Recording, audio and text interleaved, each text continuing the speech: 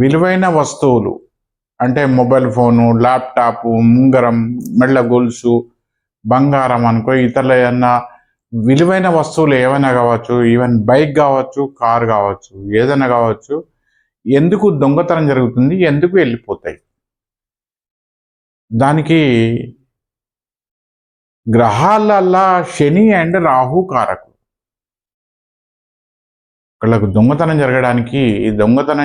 జరగడానికి వాళ్ళ జాతకంలో రాహువు గాని, కేతువు గాని దుస్థానంలో ఉంటే, అలాగే భావాలల్లా అష్టమ భావం అండ్ వ్యయభావం అకస్మాత్తుగా సంభవించేది కనుక అది దొంగతనం అనేది చెప్పి జరగదు, అడ్వాన్స్గా జరగదు.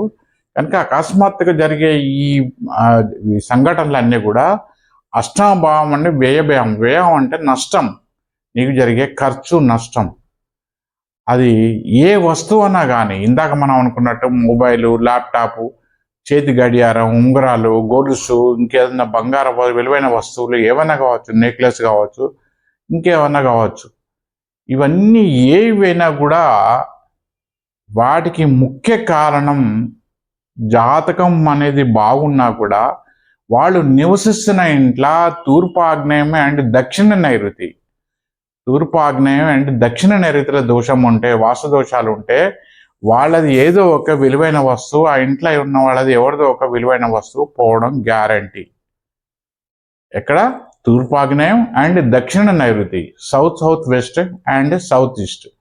దీన్ని ఇంతవరకు కూడా ఎవరైనా పోలేదు అనుకుంటే వాళ్ళు ఇప్పటికి కూడా వాళ్ళ ఇంట్లో ఈ తూర్పు ఆగ్నేయం దక్షిణ నైరుతిలో వాస్తు దోషాలు లేకుండా చూయించుకోవడం, ఉంటే జాగ్రత్త పడడం చాలా మంచిది.